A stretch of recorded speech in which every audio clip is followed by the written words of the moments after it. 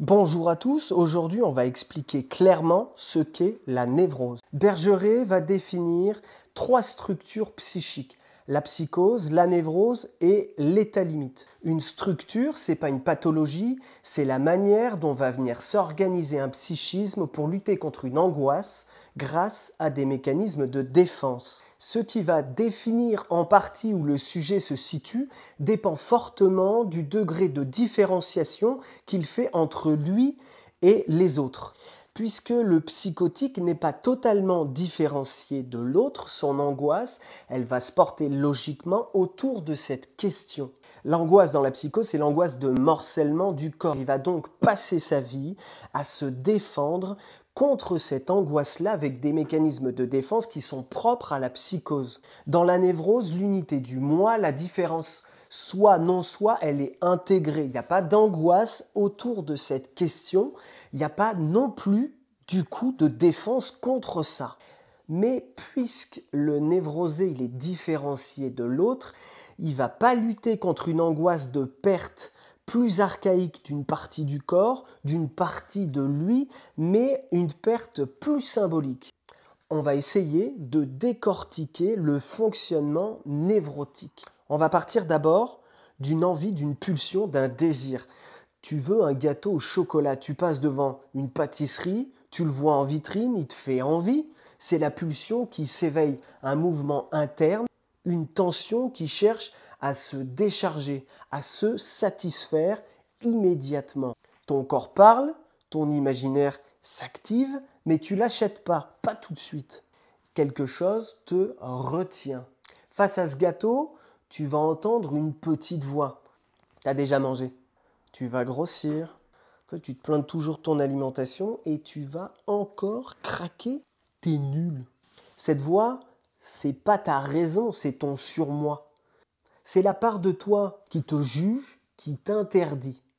Et entre ton désir et cette voix, il y a une tension qui va naître. C'est là que naît l'angoisse de castration. C'est à cet endroit. C'est pas juste une hésitation, c'est une peur plus profonde. La peur de perdre quelque chose de toi si tu cèdes à ton désir, ta maîtrise, ton image, ta valeur.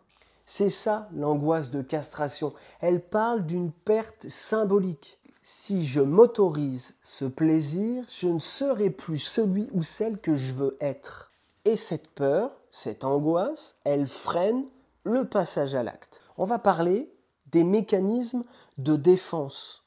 Les mécanismes de défense dans la névrose, ils visent exclusivement à modifier, à modérer, à différer le désir, la pulsion. Ces mécanismes, ils peuvent agir avant l'émergence du désir dans le champ de la conscience, c'est le refoulement, ou après, une fois que le désir, il apparaît déjà dans le champ de la conscience.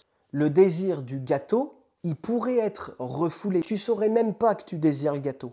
Ou une fois que le désir, il a émergé dans le champ de la conscience, il y a d'autres mécanismes qui vont viser à éloigner, à transformer, à le rendre supportable. Par exemple, la rationalisation, l'évitement. Tu vas changer de trottoir, tu regardes ton téléphone, tu regardes ailleurs.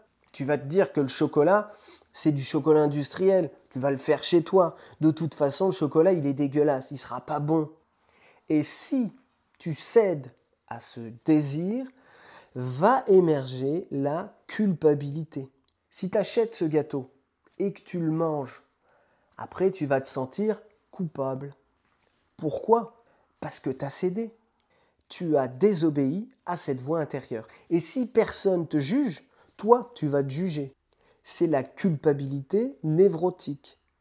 Là-dedans, tu n'as pas perdu quelque chose pour de vrai, mais tu te sens en dette intérieurement. La névrose, c'est une structure de compromis. C'est une structure psychique qui va réguler l'émergence du désir. Elle te permet de vivre avec tes pulsions, mais en tenant compte du réel, en tenant compte des autres. Si cette vidéo vous a plu, n'hésitez pas à liker, commenter, partager. Et moi, je vous dis à bientôt pour une prochaine vidéo. Ciao!